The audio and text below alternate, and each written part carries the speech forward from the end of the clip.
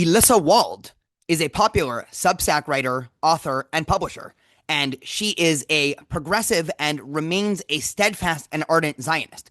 In this podcast, we discuss remaining a progressive in the age of increasing anti-Semitism on the left, why she believes that being a Zionist and supporting Israel is a progressive value.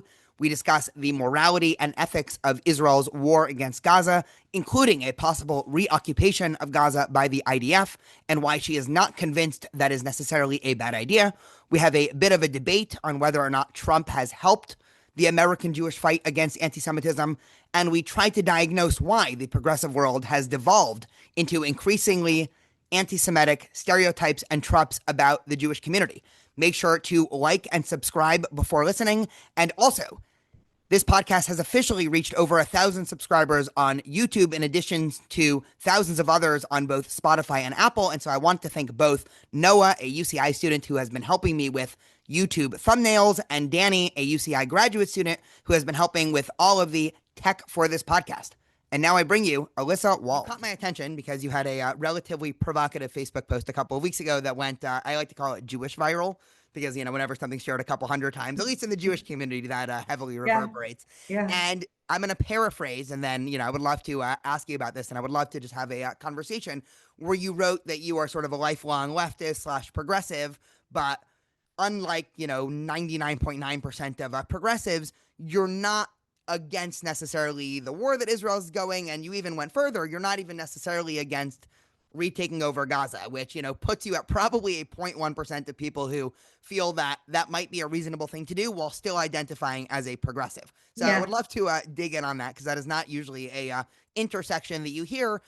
So wherever you want to start, how did you end up being a still self-identified progressive? And I'm going to ask you in a couple of minutes why you're still a progressive, because I feel like the zeitgeist is not proud Zionist and progressive, but we'll get to that in a little bit. But how did you end up being proud progressive and also ardent Zionist?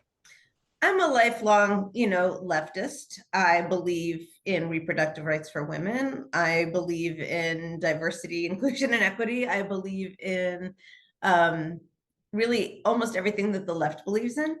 I believe that climate collapse is real and imminent. I believe in science. I believe that Trump is a dictator and a sociopath.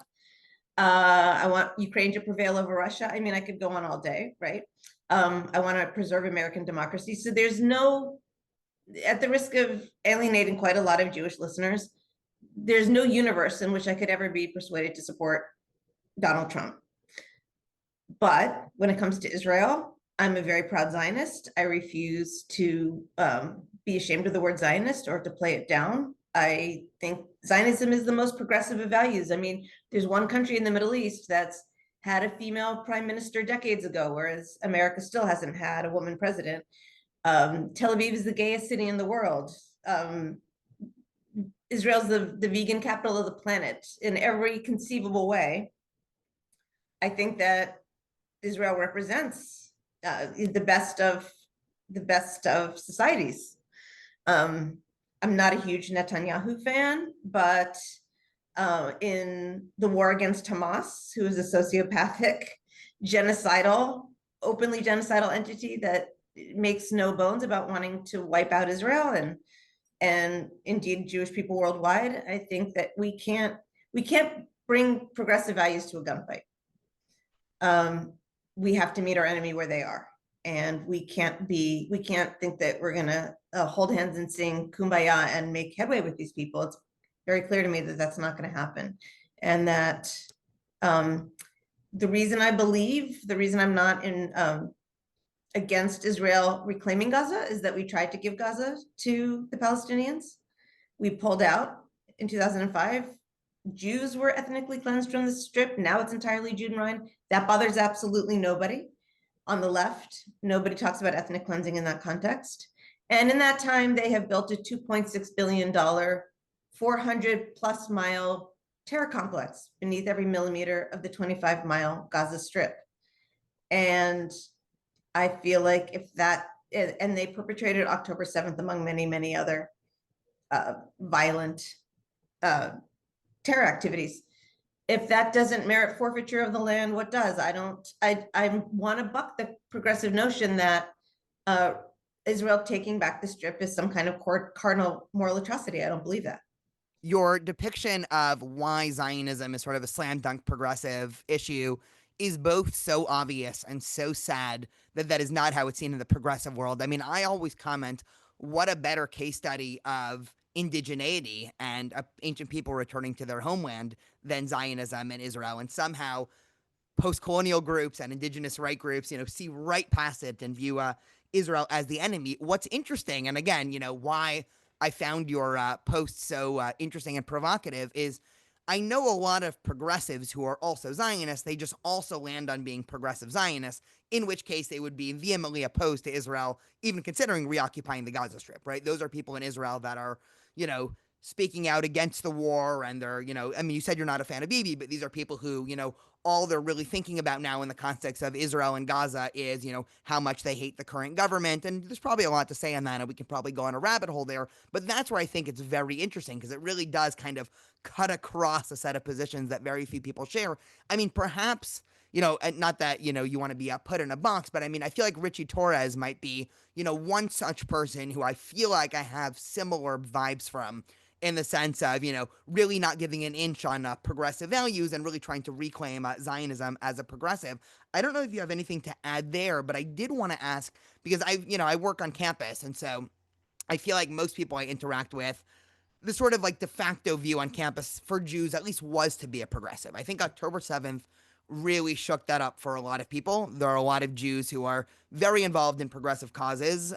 One group that I don't even think I've mentioned on the podcast before that I think has been hit very hard in the Jewish community is Jews in the LGBT community, because those spaces have just turned, viciously anti-Zionist and anti-Semitic in the wake of October 7th. And so it got to the point, and I mentioned this in a couple podcasts, I had non-binary students who told me they voted for Trump in the last election because of campus anti-Semitism. I mean, these are people that if you saw them on the street, you would put, all your money on them being a Bernie Sanders supporter, and perhaps many of them were a couple of years ago. And so talk to me about the sort of loss of faith or lack thereof in the progressive world. It seems like you still have progressive ideas, but have you lost faith in progressive institutions? I think that we're being gaslit by progressive institutions, and I think I can uphold all my values and yet refuse to be gaslit. And that's not the easiest needle to thread. But again, nothing's going to make me against reproductive rights for women. Nothing's going to turn me against rights for gay and trans people, or any of the other issues I touched on. Nothing could ever compel me to vote for Donald Trump. That's never going to happen, no matter what. But I'm not going to be gaslit into accepting the definition of Zionism that they're putting forth, because frankly, it's bullshit. So to give you one example, the idea that we're white colonizers, I mean, the irony is that Israel is the most successful decolonial project in human history. An indigenous group that was subject to dhimmi laws, which were the equivalent of Jim Crow laws throughout the Middle East under the Islamic Caliphate, went back to their roots where they'd had a continual presence for millennia, and said, we're going to have self-determination on this postage-sized stamp of land, which is, riddled with malaria, which has no oil. It was just desert. I mean, it was not a desirable piece of land. And they rehabilitated it. They revived Hebrew. They brought back things like the Judean date, which had completely gone out of existence. So I don't even think the world can recognize what decolonialism looks like.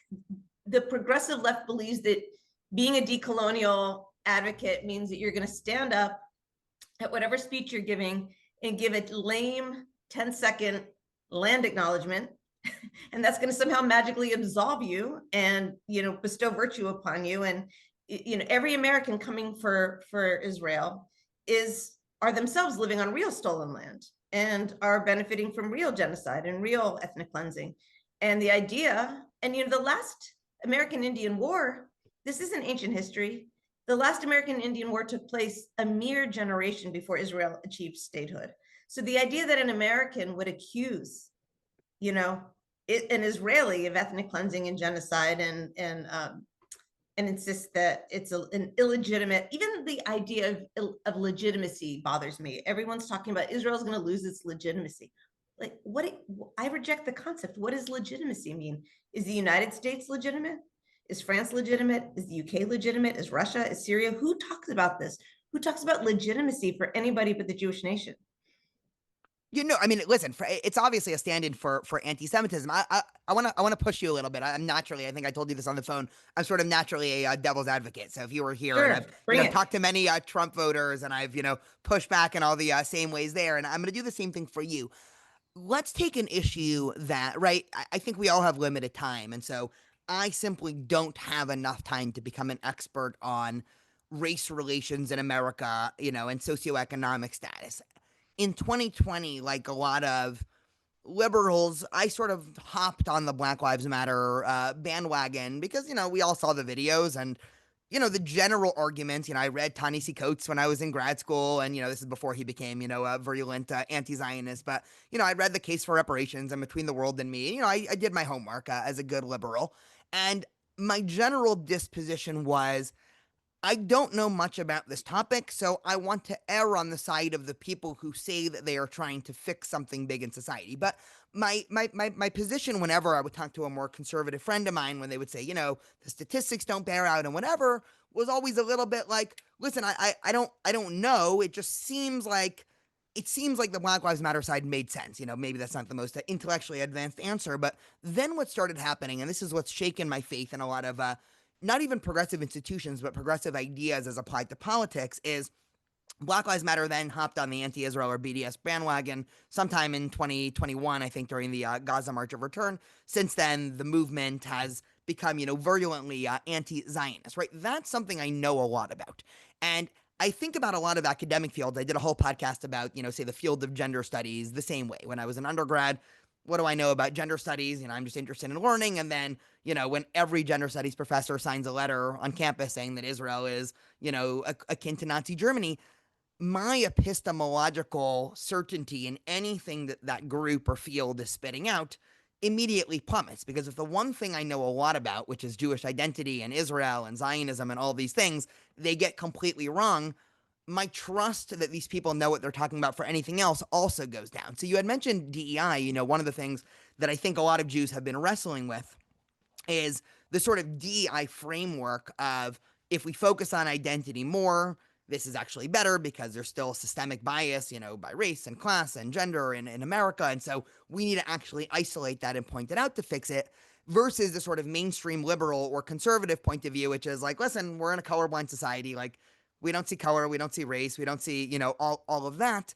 Right? It seems like DEI in particular, like, that's really seems like it backfired, not even just for Jews. I mean, I think one of the ironies of the last election is that this is sort of the most diverse Republican electorate, really in history. The only group that Trump performed worse in, I think, in this recent election were whites. He went up in every other category. So has it not shaken your faith? I guess I'm asking it in the negative, but like, what do we do with that? Or in other words, if somebody is listening to this, and I imagine most of my listeners are somewhere between liberal and conservative, but really torn. I mean, I did an episode a couple of weeks ago where I debated with a friend of mine, should Jews generally be in the Republican or Democrat Party? I took the side Democrat Party. He took the side Republican. We kept joking throughout the whole podcast. We easily could have argued the opposite position because we're very torn.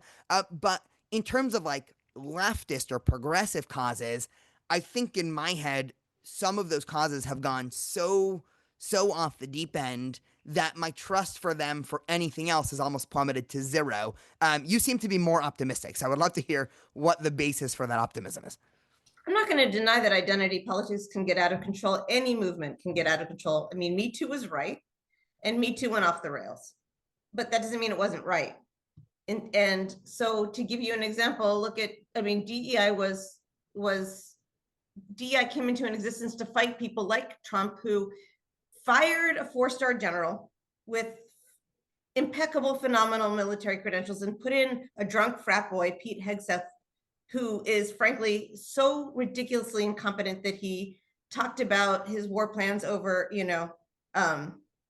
basically on an unsecure channel, and that's the least of what he does. They they looked at the top brass, the committee of the 9, top military brass, and they got rid of only the black and the female brass, right? So if it weren't for the blatant racism of people like Trump, we wouldn't need DEI, but we do, because look where we would be if we let people like him. He isn't choosing on merit. That's completely clear. He's choosing on white skin and loyalty to white supremacy. But it So seems that's like why DEI is necessary. It doesn't. Yeah. They don't have to be right about everything, and I don't have to be in lockstep with them about everything to recognize that the basic principle is still needed now more than ever before. Interesting. On the specific DEI point, I might agree with you about Trump, but we need to think about that a little bit more. The irony about DEI is it's mostly only an operative principle within liberal circles anyway. And so, I don't think if you have a lot of sort of like mom and pop businesses that tend to lean more right wing, just, traditionally, they're probably not implementing some DEI type thing. And it's, academia and the university and sort of the world of, I guess tech until the last election. Tech kind of flipped the last election, but, big tech in Silicon Valley that were very much the sort of, DEI group were there. I mean, listen, I think there also is an interesting progressive criticism of DEI. A couple of years ago, this was my thought process on DEI was it's a lot easier for a big institution to say we're going to have 3 mandatory trainings which everyone just clicks through as quick as they can and call that DEI than actually fixing systemic socioeconomic problems within how they run their business. I mean, I think places like Amazon are probably culpable here with union busing and all of that, while at the same time speaking very virtuous progressive language and whatever cause. So I do think there is actually we can attack it from that side as well. I'm curious, what has your relationship been like with other progressives? I mean, what have you been hearing? I'm sure you've been embraced by a lot of people to the right of you because it's great to have people I'm all not across. embraced by many people to the right of me because I hate Trump, and I'm never going to ever. I have friends, close friends. Like I have one friend in particular that we've been friends for decades, and she was one of my closest friends, and she voted for Trump, and I will never speak to her again. I mean, I'm right-wing people like what I'm doing, but they don't it's not like we're in bed together. We're not. You'll never speak to her because you don't want to speak to a Trump voter, or because she doesn't want to speak to somebody who rejected Trump? I don't want to speak to a Trump voter.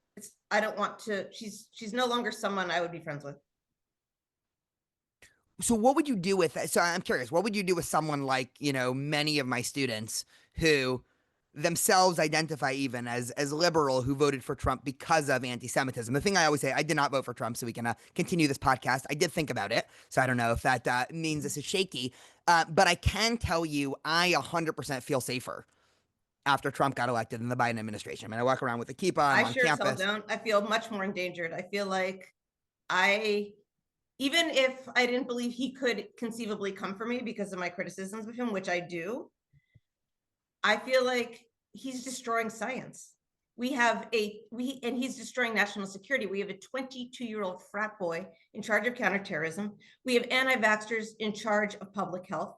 And so we will not be able, we have like young doctors and scientists are now leaving the country. They finish grad school or medical school and they leave the country because there's no research opportunities here. And so just as Syria was seen as this formidable entity, but when it came down to it, Jelani could just tap it, and the rot and the corruption and the cronyism was so deep that they were just a paper tiger and they just collapsed like a house of cards. We're heading in that direction. We have no more confidence in government, and we will not be able to mount a defense against the next bioweapon, the next pandemic. We're completely, even if I didn't fear Trump personally because I'm outspoken against him, and even if I didn't think he was destroying democracy, I think that he's making the US so weak and craven and corrupt that there's in very short order, we're going to be a tin pot third world country. So yes, I loved that he bombed Iran. I was completely alone in my progressive circles, except for some other Zionists, in cheering him dropping the bunker busters on Iran. But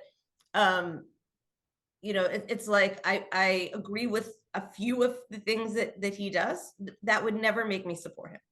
No. It's not even about necessarily support. I think I agree mostly with you in terms of the classification of, it's funny. I'm You know like what the I only. would tell you know what I would tell those liberal students? So when he was on the debate stage, he was saying about the Haitians, and it emerged that he knew. JD Vance said, "We know that this wasn't true, but we were trying to illustrate, we were trying to stoke an emotion." He got up on the debate stage and said, "The Haitians are eating the dogs, they're eating the cats, they're eating people's pets." So he's stoking violence against this vulnerable community, and he's saying things he knows aren't true. You know, and I know that if he got up on that stage and said, the Jews are eating the dogs, the Jews are eating the cats, the Jews are eating people's pets, knowing it wasn't true, just to stoke violence against us, there's not a single Jew who would ever consider for 1 second voting for him. So if we're going to resent Nazi Germany for letting, this hateful person, this violent sociopathic thug come to power because we think he's good for us in some way, economically or strategically, how do we have any moral standing to resent Germans for just going along with that if we're going to do the same thing? And what does it mean to be Jewish? What does it mean to be Jewish if we're going to get into bed with that? No, I think it's a lot more narrow than that. I think, I'll just speak personally as to why personal safer. Before Trump got elected, there were people that were, right outside of where I teach at UC Irvine. There was, the giant encampment, and that was where, every single day signs of globalizing Intifada and from the river to the sea, and overt calls for violence. And there were times where there were explicit threats made, both on campus and beyond. It got to the point where family members of mine, had kind of told me in private that I should probably stop showing up to campus, and everything there. And the federal government basically did nothing. And I think I blame Democrats for kind of doing nothing. It's not just the Biden administration, it's really, Democrats in the House and Senate as well. And all of a sudden, I saw how after January of last year, the zeitgeist just switched on campus. I mean, professors, activists, students, they just felt a lot more reticence for actually, saying things like that. So I think for a lot of people, it's really just a lot more. And, whoops, I think I cut out for a second. For a lot of students, it's a lot more just that direct of there was again, I'm thinking more from the campus perspective, but there was this onslaught of anti-Semitism. The best that progressives and liberals could come up with was, epitomized, say, in the Harvard hearing of, we don't know if genocide constitutes hate. And here you have, Republicans who are coming in with a strong message of we are not going to stand for this. And this is what almost, I hadn't voted for Trump any 3 times, but this last election was the hardest. And after 2020, in my mind, after 2020, there was like no more decision. It was like the only option is to vote for anyone but Trump. And then 2024, I was sitting there. I ended up voting third party because I couldn't stomach either option. And it was really because, I agree with you and, science. And, I just read an article this morning about the gutting of the National Park Service. I mean, again, not that that ranks on the top 20 things, but it's just like another thing of the like shit show of the Trump administration. So I agree with you. And I think that highlights just how scared a lot of Jews in America feel, given what's happening on the left and in the progressive world with people in the Democratic, even with Zoran Mamdani, coming up. And, now Democrats have sort of this question of, do you support him? Do you condemn him? It seems like they're kind of splitting 50-50 there. But I, just personally, if in the next election it was JD Vance versus any Democrat who backed Mamdani, I would probably vote JD Vance at this point, even if I agree with Vance on 10% of issues and Democrat on 90. And so that's sort of where I'm at here. Yeah. Um, I agree that the university has been extremely disappointing. I also don't think Jews are any safer. I think this is the era that I've never seen an era in my lifetime of feeling that it's completely dangerous to be a Jew. Just walking down the street, like if I were to walk down the street with my Jewish jewelry and my Jewish t-shirt, I would literally be afraid of being physically attacked.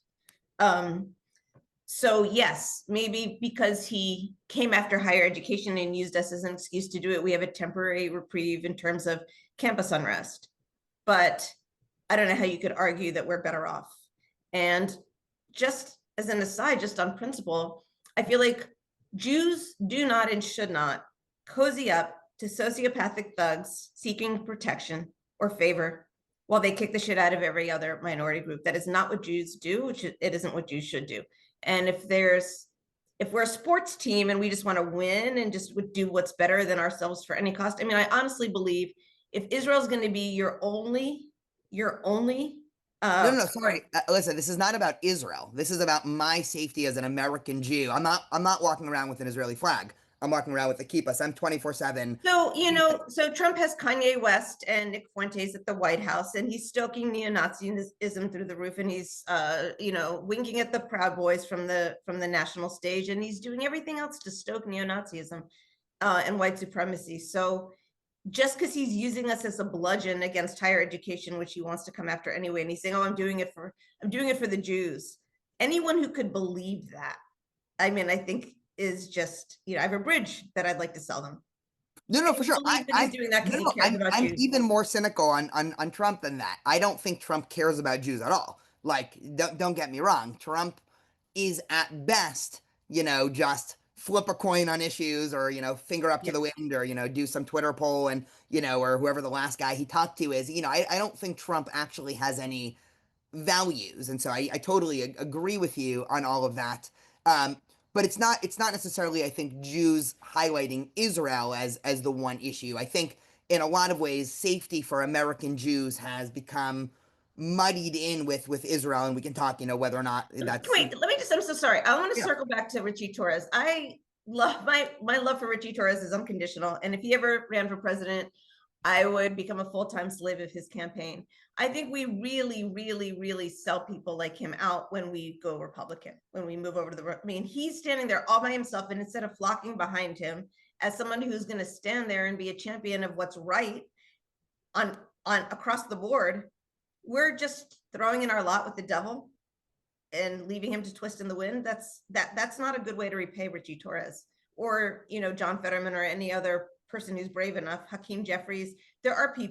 There's still lots of people in the Democratic Party who are pro-Israel, and if we just desert them and go to the dark side instead of fighting like hell for them and behind them, I I think that's the worst thing we could do.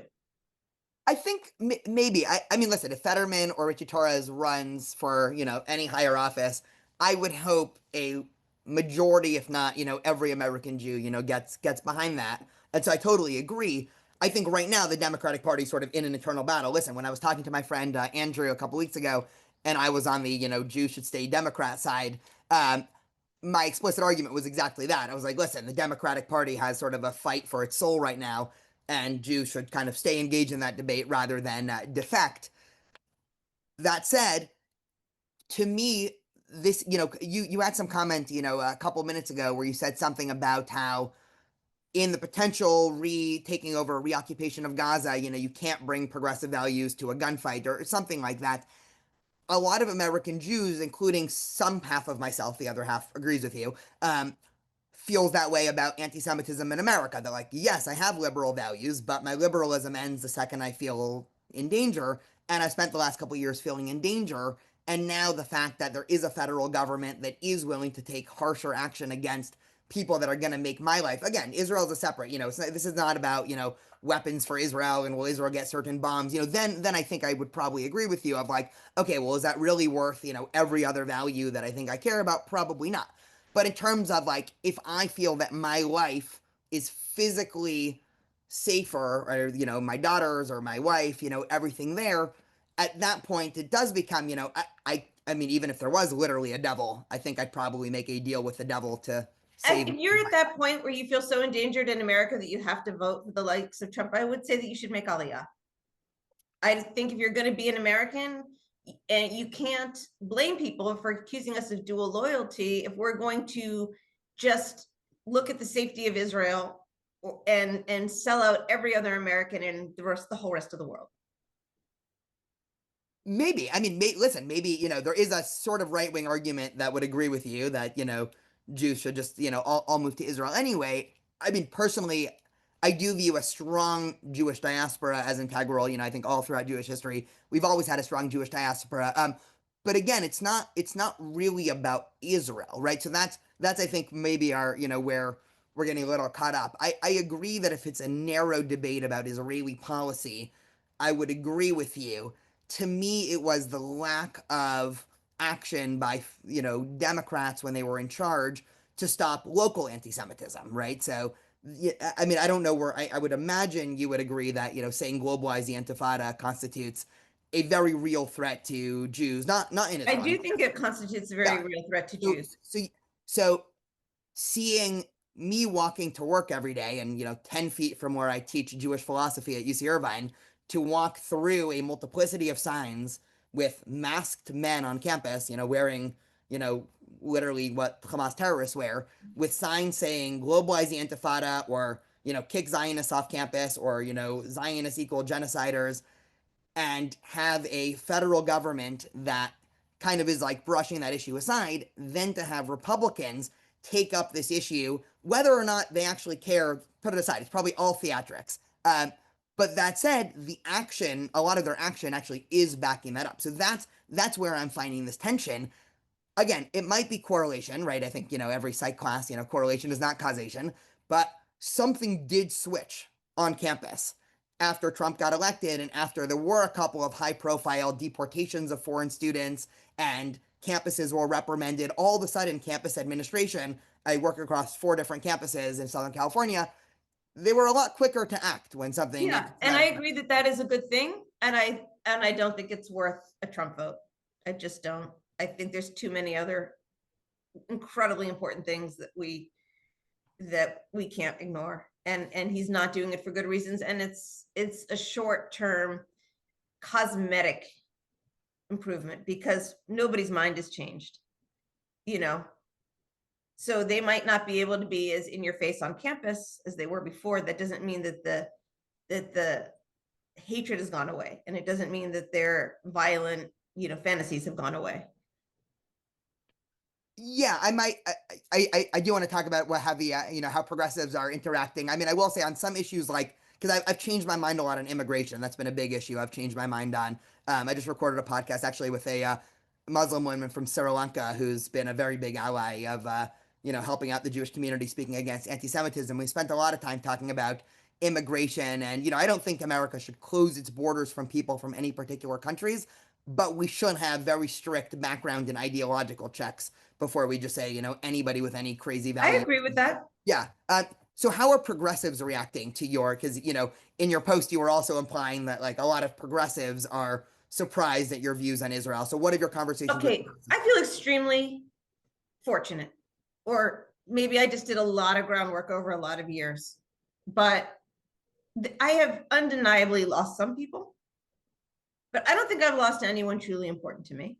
And there are progressives who really disagree with me, and they're a little bewildered, or they're a little like, they're squinting at me like that, they're struggling and grappling with my stance.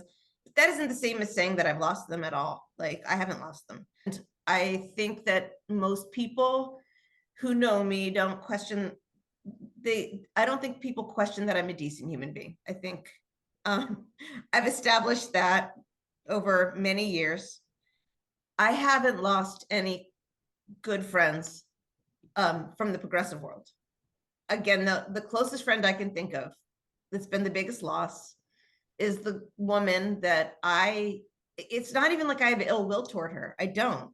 I just can't be friends with her anymore. Like, her values are completely inimical to my values. Um, and I don't trust her judgment.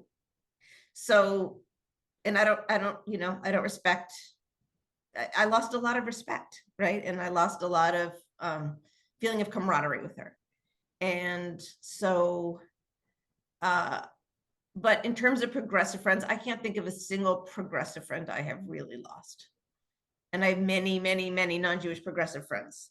And a lot of them disagree with me about Gaza, disagree with me about Israel, but they're still hanging in there.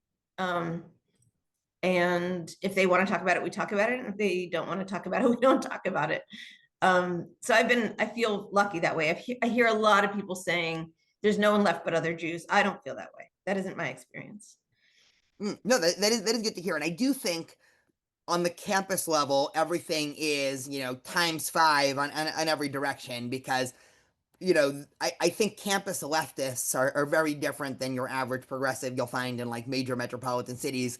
I mean, Agreed. even a lot of the issues that you started with, that could easily be, roped in with, liberal as opposed to progressive. I don't know where you are on questions like defund the police or whether we're, socialism type, a Mamdani type socialism, that to me, when I hear progressive, it's really, that type of mentality is. I don't believe in defunding the police, and I don't believe that Mamdani is. I think he has no qualifications. Right? He's this trust fund kid.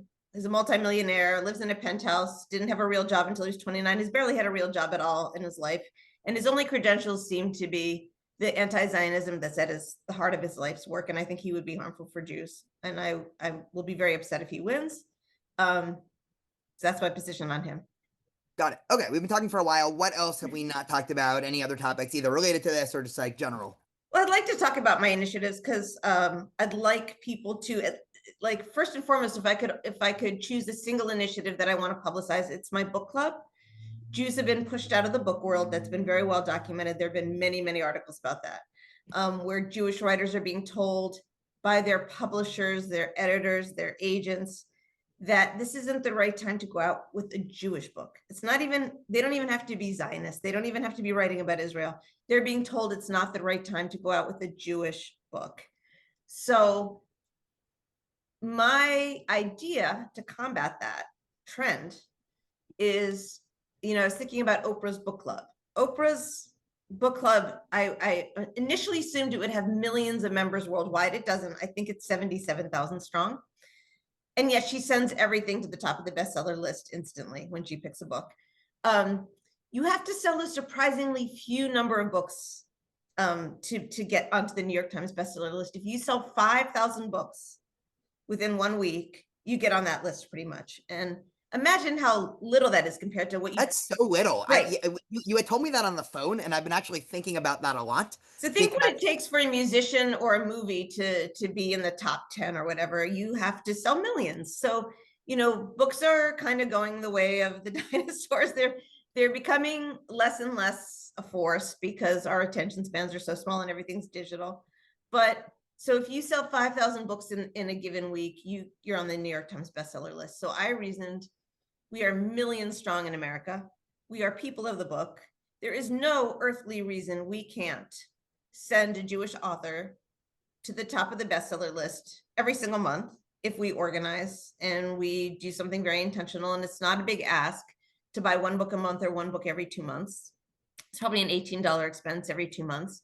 And writing is, publishing is a business like any other. It's as money driven as any other. And if Jews are on the bestseller list continually with books about Israel or not, then we're going to go from being poison to being gold in very short order. So I would like people to join the Never Alone book club on Facebook, because that's the only sort of hub we have right now, and join me in supporting Jewish authors. And then I realized I could only support maybe 6 to 8 to 12 Jewish authors a year that way. So I started a magazine called Judith. It's a magazine of Jewish letters, arts, and culture. And I'm doing my best to promote all the other Jews who are struggling in publishing right now. I also have my newsletter, which is aimed at keeping Jews on the left side of the aisle. I want to build a home for Zionists on the left side of the aisle, because as you've said, and as is completely obvious to everyone, it's becoming a partisan issue. I can't bear that. I will reiterate that I think Zionism is the most progressive of values. And so I can't bear to let it be hijacked by the right wing. But even if it wasn't, even if it wasn't a matter of values, it's a strategic disaster if that happens, for 3 reasons. One, if Israel is no longer a bipartisan priority in Congress, it will not continue to be funded. It won't continue to get arms. Another thing is that the vast majority of American Jews are secular and liberal, and they vote left. Upwards of 70% of American Jews vote left. So if we succeed in divorcing Israel from the left, then it's going to be a divorce between Israel and the diaspora. It's going to be a disaster for the diaspora. It's going to be a disaster for Israel. We can't let that happen. And finally, the reason that some right wingers support me, even though they hate my political convictions, is that their children and grandchildren are liberal and left. And they're not going to listen to a Trump supporter make a case for Zionism, but they will listen to someone like me who is genuinely progressive. So for all those reasons, even many right wingers like what I'm doing, even if they disagree with me on everything. So Never Alone is my newsletter on Substack. It's entirely free. No content is ever restricted. And then I decided, like, there aren't too many progressive Zionist voices, but there are more than you would think.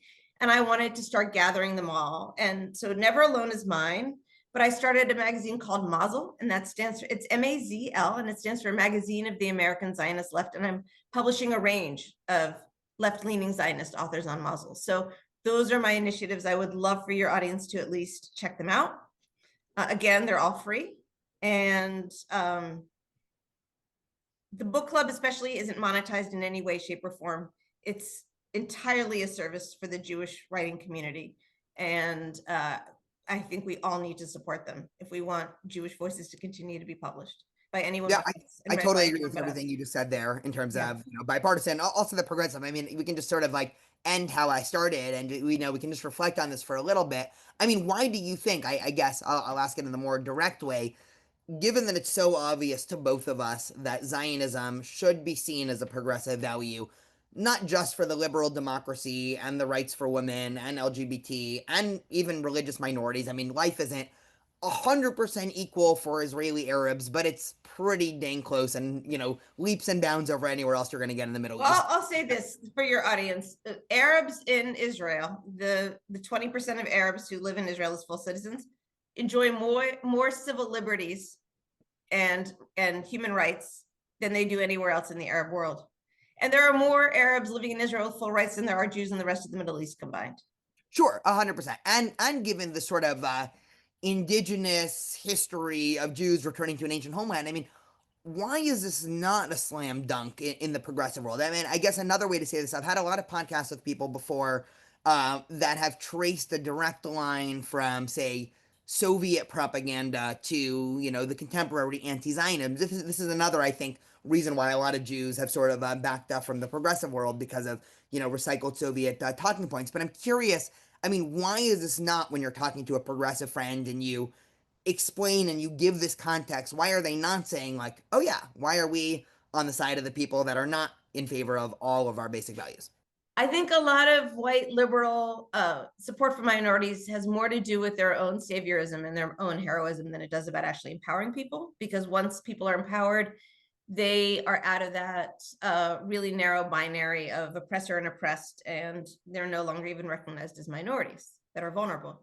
I mean, the Jews in Germany, right, were fully part of society, and they were doing well economically, and they were in no way disenfranchised.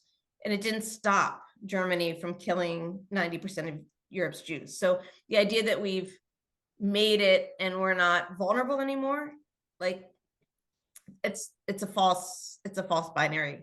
Minorities can be just as vulnerable as anybody else, even if they're contributing and doing well. And I mean, in a funny way, what you just described is, typically used as a talking point against progressive ideology. Now, again, I think it might be a specific type of progressive ideology that's pervasive on campus, but this idea that if you are powerless or you are the victim, that is always ipso facto moral, which has always been a bewildering philosophy, because then there's specifically an incentive to keep minorities down. So it almost just fires. I mean, you just said it.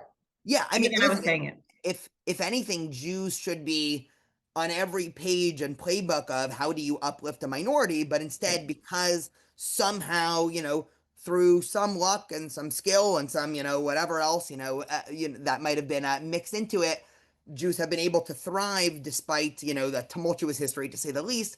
That's viewed almost as a knock against Jews, as opposed to, like, let's use this playbook for other groups. So this is why I think just naturally the progressive ethos, not progressive ideas and values necessarily, because I think most of those, I think Israel even agrees with as a country, but the sort of ethos of progressive culture seems antithetical now to the current state of Jews, where quite frankly, I'm not going to apologize for power and safety. I mean, just from reading your stuff, also, you're not either. And so I don't feel the need to explain the fact that I want the IDF to be strong. I mean, in my mind, that is, of course, that's a prerequisite that I want the IDF to be strong. If anybody's upset there, like, okay, great.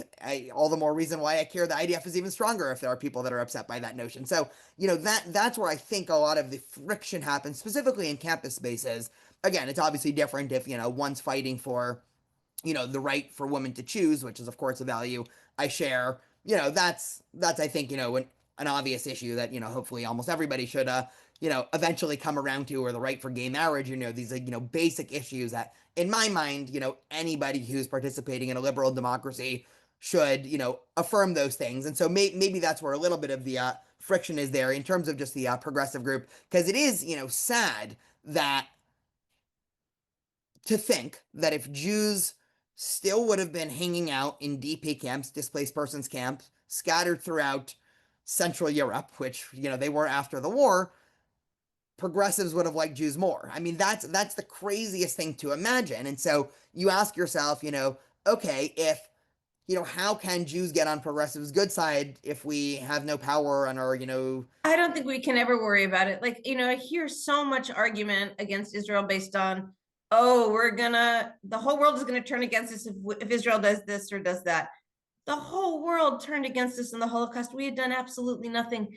It is always a mistake to include the delusion that we can somehow appease our enemies and stay on their good side. That should never be part of our moral or strategic calculus. That just, I don't believe in appeasement. We see where that gets us. The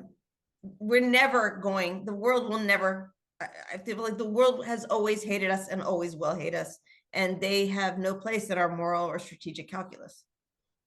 Yeah. Well, no, I totally agree. No, I think this was a fascinating conversation. Elissa Wald, thank you so much. I will plug the book club one more time because it's such a good idea. I've done other podcasts before about how Jews are being pushed out of certain industries, and this is such like an simple, obvious, and elegant solution. So I really hope that Thank you so much. check it out, and thank you so much. My pleasure. Thanks for having me.